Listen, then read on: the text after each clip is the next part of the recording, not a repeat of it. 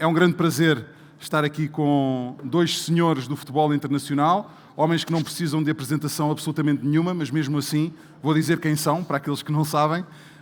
Tenho o Deco a jogar a extremo esquerdo hoje, eu estou na direita, e o Marcos Sena no meio. Ambos venceram muitos troféus com os seus respectivos, com as suas respectivas equipas, e hoje vamos estar aqui a falar no que transforma uma equipa numa equipa vencedora. Que ingredientes são necessários para uma equipa vencer? Que variáveis são os mais importantes para garantir que uma equipa tem sucesso? Uma pergunta para dar o pontapé de saída para os dois. Quando olham para a vossa carreira enquanto jogadores, qual era um fator que distinguia o que vocês traziam para as vossas respectivas equipas que ajudava essa equipa a ter sucesso? Boa tarde, Pedro. Eu acredito que para ajudar a disciplina, né? O trabalho árduo, dia a dia. Acredito que com isso você contribui para a equipe, nesse caso, que você vai atuar. Eu, particularmente, desde os meus inícios, eu sempre fui muito focado no que eu queria, mas quando você tem uma responsabilidade com alguém que te está contratando, nesse caso o clube, entendeu? Então eu acho que a disciplina, o trabalho árduo, diário, é fundamental. Deco, sabemos que era conhecido como mágico, portanto, obviamente que o talento era uma das coisas que trazia para a equipa, mas qual era um ingrediente que, a seu ver, era imprescindível você trazer para a equipa ter sucesso?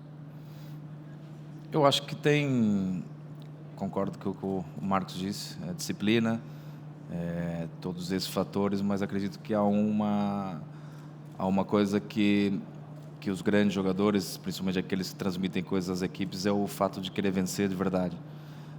O não aceitar a derrota no jogo, isso não é depois dos jogos, é durante o campo. E isso começa realmente com a preparação, com o treino, com a vontade de vencer no dia a dia, que depois ela é transportada para o jogo. O jogo é o reflexo daquilo que nós nos preparamos durante a semana, mas eu acho que eu conseguia trazer um pouco disso. Eu queria marcar a história, queria conquistar coisas importantes, óbvio que tem a noção exata que isso dependia de vários fatores, principalmente da equipe. Às vezes tive equipes que nós não conseguimos ganhar, porque às vezes um momento nós não tínhamos tanta qualidade assim, outros não era nem pela qualidade, outros foram situações que nós, como grupo, não nos preparamos da melhor forma, às vezes não tínhamos o melhor treinador, a melhor solução, mas no final todos esses fatores, mas o contributo individual é essa vontade de vencer, que depois acaba, quanto mais jogadores estiverem com o mesmo espírito, isso acaba com que se faça uma equipe vencedora. Eu acho que isso eu consegui, de alguma forma, colocar no meu dia a dia. Era consciente de quando não punha isso ao máximo, em alguns momentos, mas acredito que talvez 90% do que foi a minha carreira consegui colocar isso em prática. O Deco tocou num fator que é muito importante, que é a liderança. Falou num treinador. Qual é a percentagem para o sucesso de uma equipa num jogo, ou num campeonato, ou num torneio, que um treinador pode trazer para dentro de um balneário ou para dentro de um centro de estágio? Ou seja, se uma equipa tem tudo para vencer a nível de talento e trabalho e organização, quanto é que um treinador pode trazer de percentagem extra para depois essa equipa vencer títulos? Bom, pela experiência que nós tivemos, né? Agora eu falo no meu caso em particular, eu acredito que esse plus para ganhar um torneio, você precisa ter 100% da confiança no treinador. Porque você pode ter um clube bem estruturado, você pode ter grandes jogadores.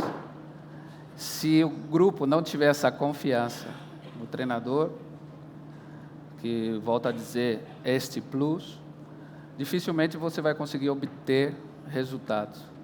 Confiança nele como Confiança pessoa? como líder, como pessoa, Eu acredito que também tem o lado, porque muitas vezes o treinador não pode se deixar levar esse lado muito humano, porque nós, como jogadores, se deixar esse lado humano, a gente abusa, né? E, então, eu acho que ele tem que ter pulso firme, mas, ao mesmo tempo, ele ter a empatia do grupo. Ele ter esse líder para que consiga esse plus, né? Poder vencer campeonatos com o grande grupo que ele tem. Eu acho que o treinador é fundamental nas conquistas em todos os sentidos, até porque há grandes grupos humanos, falando a nível mental e a nível de... grupos são mais fáceis de trabalhar, porque são grupos que já dependem do nível dos jogadores, do que ganharam. Nós sabemos todos que, como se diz, são ciclos, né? Há grupos que ganham muita coisa e, naturalmente, aquilo acaba depois por um tempo, que é inevitável que um certo comodismo, a mesma sede de vencer acaba por, de alguma forma, diminuir. E essa gestão dos treinadores é fundamental em todos os sentidos, quer dizer. Mas eu acredito que os treinadores, sim, guiam, mas quando o treinador tem sorte também do grupo em que ele encontra, e do grupo dos jogadores, da forma como os jogadores encaram os desafios, como querem realmente vencer coisas importantes. Eu acho que um treinador tem a sorte, às vezes, de encontrar um grupo de jogadores que querem conquistar coisas importantes, e isso acaba por ser mais fácil. Às vezes, os treinadores têm mais dificuldades num grupo que já ganhou coisas importantes. Essa gestão é mais complexa, mas não é difícil dizer que porcentagem. Nós aqui dizemos, porque talvez há casos de um grupo a nível de qualidade tão grande, que talvez o trabalho do treinador ele é mais de gestão do que propriamente de treino, então isso, eu acho que a inteligência do treinador é que ele consegue dar isso, entender o grupo que tem, conseguir colocar aquilo em prática. Mas é importante, sim. É difícil dizer em que porcentagem, mas é fundamental, não tenho dúvida.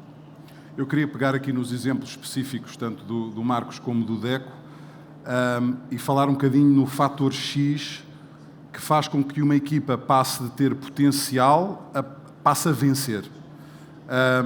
Marcos, a Espanha sempre teve talento, sempre teve grandes jogadores, sempre teve grandes equipas, mas teve décadas sem ganhar nenhum título, até vocês terem vencido o Euro em 2008. O que é que mudou? Olha, eu acredito que a mudança fundamental foi a mentalidade. Okay. Como bem você falou, a Espanha sempre teve grandes jogadores, gerações de jogadores fantásticos, que sempre chegava aos quartos de finais, semifinais chegou uma vez, e não conseguia dar esse passo que era a final, e a partir daí ganhar campeonato. E a partir do ano de 2008, que já não está aqui, o nosso Luiz Aragonês, muitos daqui devem conhecer, ele conseguiu nos transmitir essa mentalidade ganhadora. E nós tínhamos um grupo fantástico. O Deco até teve o privilégio de jogar com Xavi, Iniesta. Alguns, sim, dessa geração. Nem com tiro tirava a bola do pé dele. E para mim também foi um verdadeiro privilégio poder atuar com esses jogadores e outros também. Mas voltando a nível de por que a gente conseguiu fazer um bom campeonato, porque a Espanha conseguiu colher frutos, nesse caso o campeonato, porque mudou a mentalidade. Mudou a mentalidade, tanto é que na Euro de 2008, quando nós se encontrou com a Itália nas oitavas de finais, muitos pensavam, daí não passa, porque a gente já tinha caído várias vezes contra a Itália. Só que a mentalidade já era outra, né? A gente vinha até o momento fazendo um grande campeonato. Houve um momento no jogo que o time parecia que ia dar aquela caída, mas foi até para prorrogação e pênalti. Foi muito sofrido. E aí a gente tirou essa mochila de cima. Esse peso. E aí a gente chegou na semifinal e depois na final ganhamos o campeonato, aí veio Mundial e Eurocopa outra vez. Venceram 3 seguidos. Então, resume, a mentalidade. Falando de mentalidade também, Deco, é curioso porque a mentalidade da seleção nacional mudou muito em 2004. Sim. Queria que falasse um bocadinho nisso e depois, aproveitando a boleia desse Euro 2004, falar também na mentalidade vencedora do José Mourinho na equipa do Porto 2004 também. Eu concordo com o Marcos, mas acredito também que acrescentar uma coisa que é quando uma equipe, ou uma seleção nesse caso, começa a jogar várias vezes ou chegar perto de competições importantes, e quartas de final, meia final, esse passo está quase ali, né? É um pouco isso que você disse. A Espanha chegava, mas estava aquela coisa sempre de quase do quase. Portugal, para mim, falando um pouco todos os últimos anos, Portugal sempre, desde 2000, talvez 2000, 2002, entrou num ascendente de chegar quase às finais, a meias finais, a quartas de final, europeus, meia final de mundial, e depois conseguimos, em 2016, ganhar. Mas porque se habituou a estar nessa competição, se habituou a conseguir chegar e jogar de igual para igual, depois daquele momento, o fator ou um ali. Agora, óbvio que essa mentalidade ganhadora também faz a diferença. E nesse caso, nós tivemos isso na geração de 2004, mas pois é o futebol, são momentos, são coisas que nós não controlamos, fazemos tudo bem feito e a bola por um momento ou outro não acontece, mas estivemos lá. No Porto 2004, que aconteceu em 2002, realmente teve ali uma geração que não é fácil de se encontrar, jogadores de um nível muito alto, ficarem muito tempo num clube como o Porto. Hoje nós tivemos de manhã falando um pouco sobre isso, da velocidade do mercado de transferências hoje, quer dizer, é quase impossível numa história como do Marcos, quantos tantos de Vila Real? 11 anos, é quase muito difícil hoje isso acontecer, pela qualidade de jogadores, as coisas são mais rápidas. No meu caso, 5 anos e quase 6 anos no Porto. Jogadores como Vítor Bahia, que voltou do Barcelona, passou depois 8 anos, quer dizer, esses casos são mais raros hoje em dia. Então, ali foi fatores que se juntaram, vários jogadores com experiência, jogadores jovens, do nosso campeonato, que não era fácil encontrar também, e com um treinador com uma mentalidade vencedora absurda, fora da realidade, com uma forma de treinar completamente revolucionária naquele momento, com uma forma de encarar o jogo, sabendo dos pontos fracos, dos pontos fortes que nós tínhamos e como se podia vencer os jogos, mesmo com o rival teoricamente um pouco acima. E com isso fomos ganhando confiança. Isso começou com a Taça UEFA em 2003. O treinador era Mourinho? Começou com a Taça UEFA em 2003. Mourinho chega no Porto em 2002, em dezembro de 2002. E a partir daí nós conseguimos um pouco, como falei, tínhamos uma grande equipe, mas tínhamos para mim naquele momento um treinador que revolucionou muita coisa a nível de treino, com conhecimento fora, acumulou tudo aquilo que tinha de bom e conseguiu pôr em prática.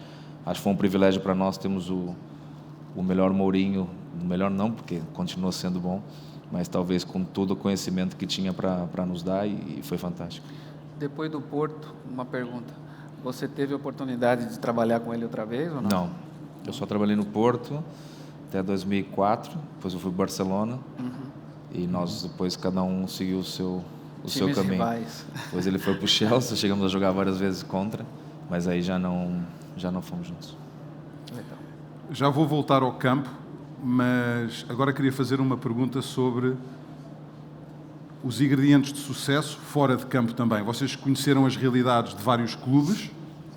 Neste momento também trabalham com clubes de maneiras diferentes. O Marcos trabalha com o Villarreal como embaixador e uma pessoa que trabalha nas relações institucionais do clube.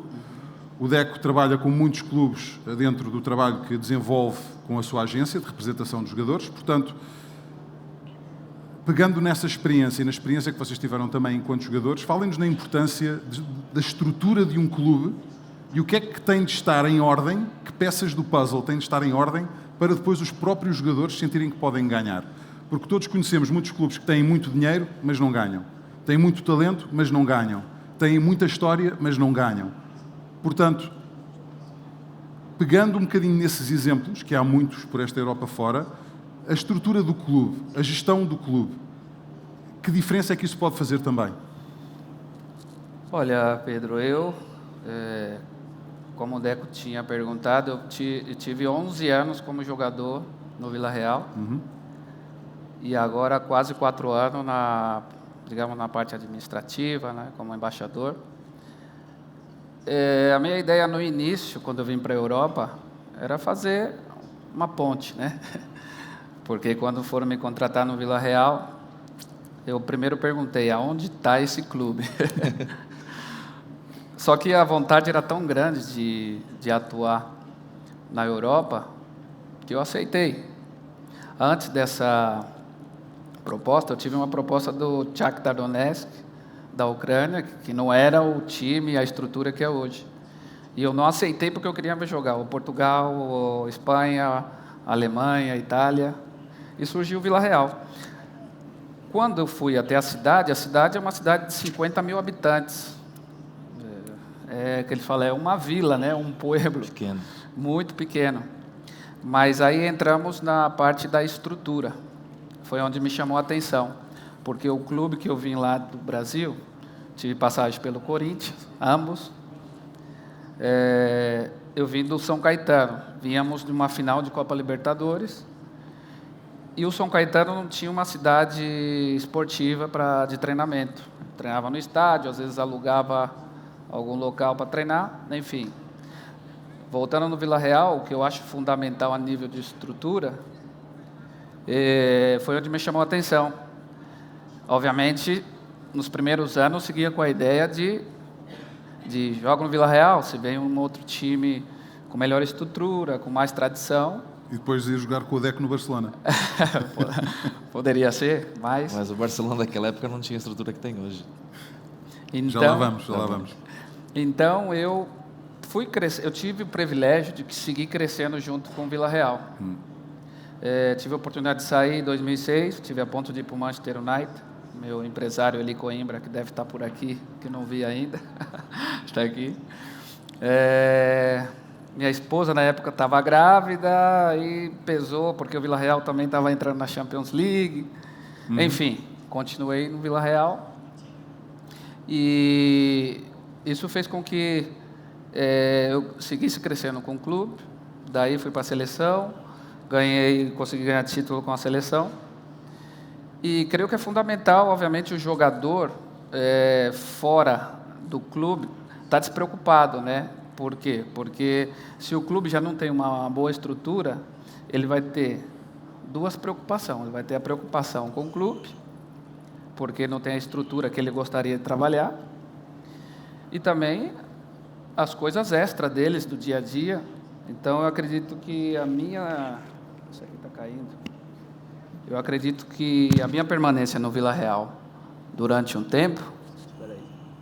Eu ajudo, apesar de ficar um bocado largo. Está um bocado largo. Pronto, veja lá agora. A minha permanência no Vila Real durante toda essa... Bom, depois que eu vim para a Europa, só joguei no Vila Real e na seleção.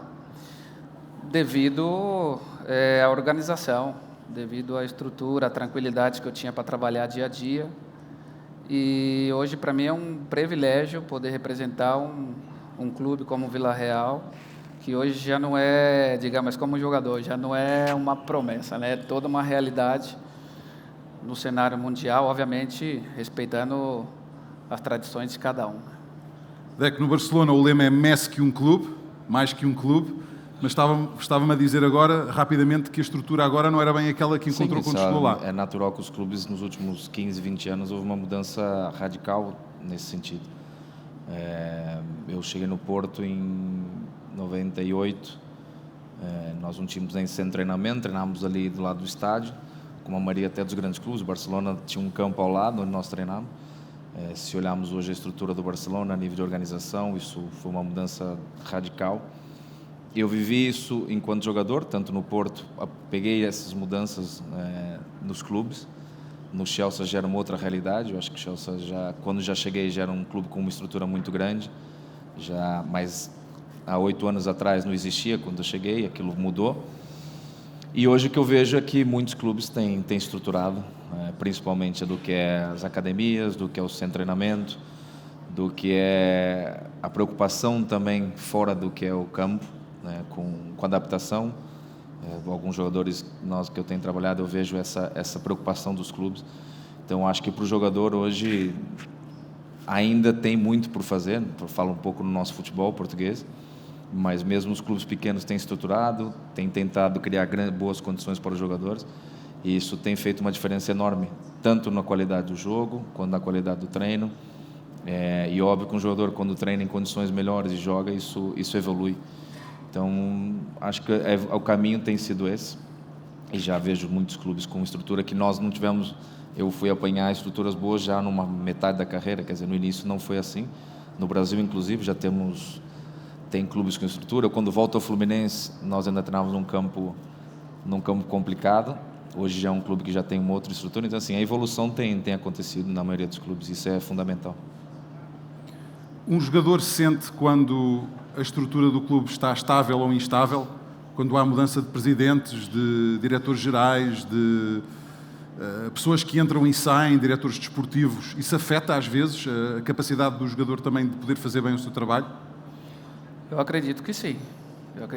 Obviamente, a nível de diretores, afeta menos, porque o contato não é tão diário como um contato com preparador físico, médico, treinador.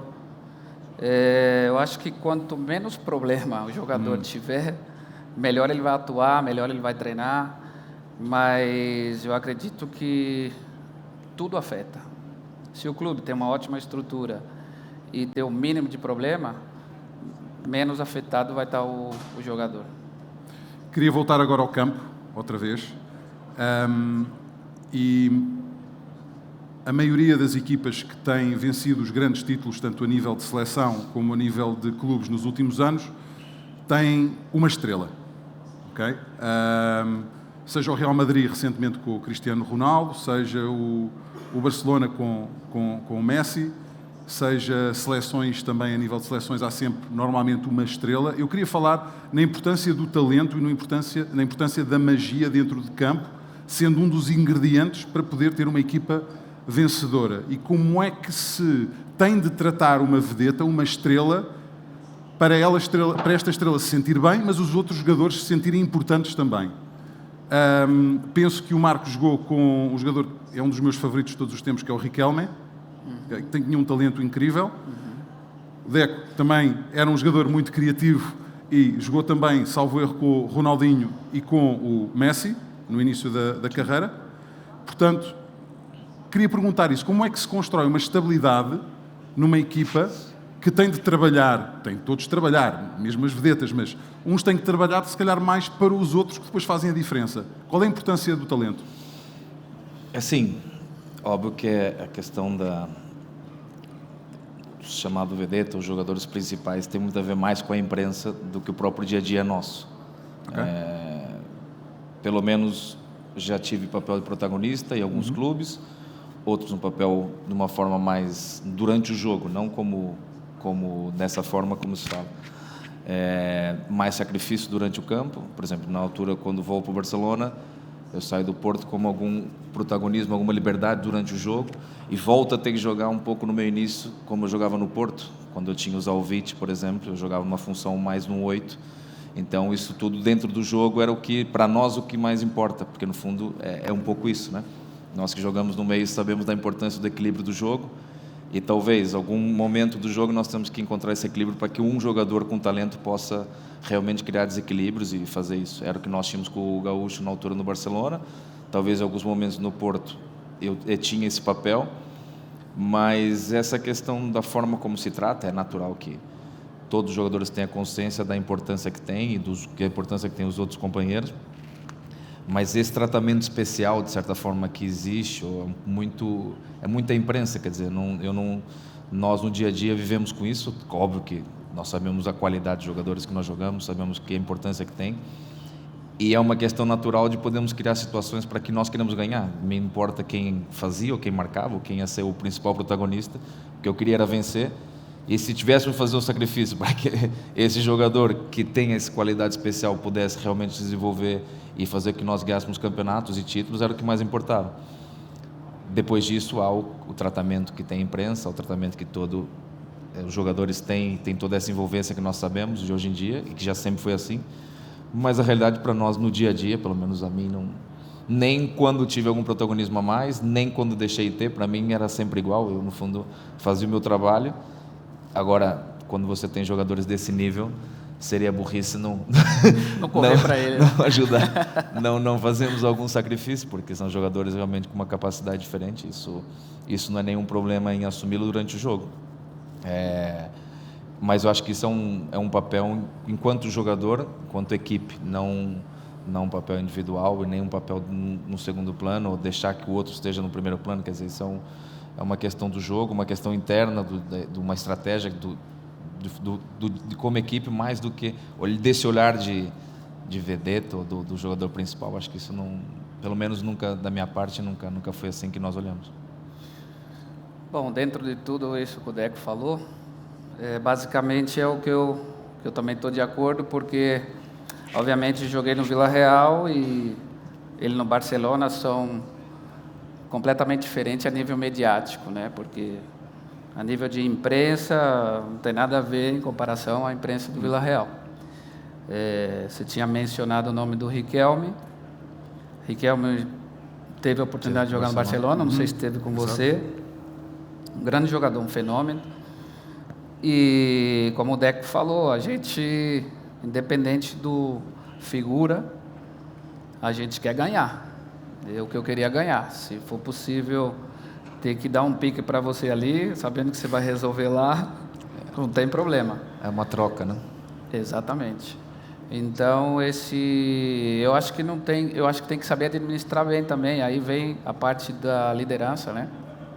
Porque digamos, o treinador, o líder, permite que seja assim, ou é a maneira que tem que se jogar, para um objetivo comum, que é a vitória. Então, eu estou de acordo com o que ele falou, eu acho que a gente resume que é ganhar. Finalmente, uma pergunta também para ambos. Se vocês encontrassem neste momento o jovem Marcos Sena, o jovem Deco, de 19, 20, 21 anos, qual é o conselho que lhes davam? Olha, isto tudo no âmbito de sucesso, sim, de atingir o sucesso. Qual o conselho? Olha, um grande líder para mim foi meu pai. Meu pai me dava muitos conselhos, até que nos deixou vai fazer 23 anos esse mês. E meu pai sempre batia na tecla disciplina, trabalho duro, e, antes de tudo, escutar os seus pais. Por quê? Os melhores conselheiros, eu acredito que somos nossos pais. Obviamente, eles não vão querer o mal, né, de um filho. E meu pai foi meu aliado durante toda a minha trajetória, né, no futebol. Ele me dava os ótimos conselhos. Eu acredito que vem meus filhos por aí, conselho que eu dou para eles. É isso, meus filhos. Foco, disciplina, muito trabalho.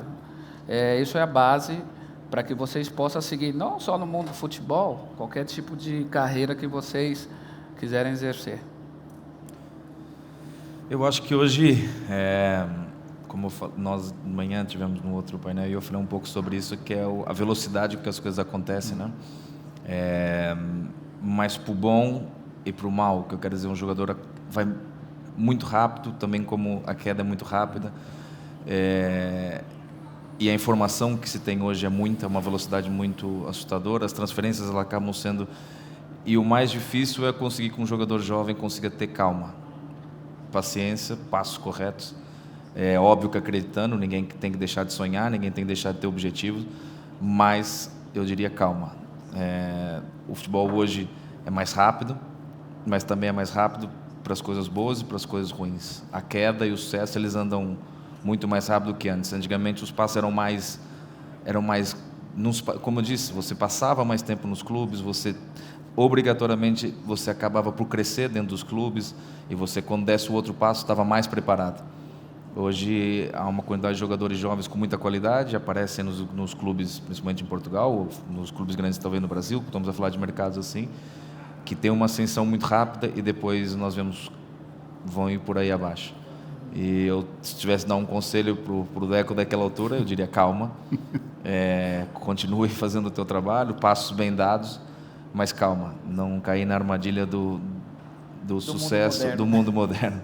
Eu acho que é um pouco isso. É o que eu diria.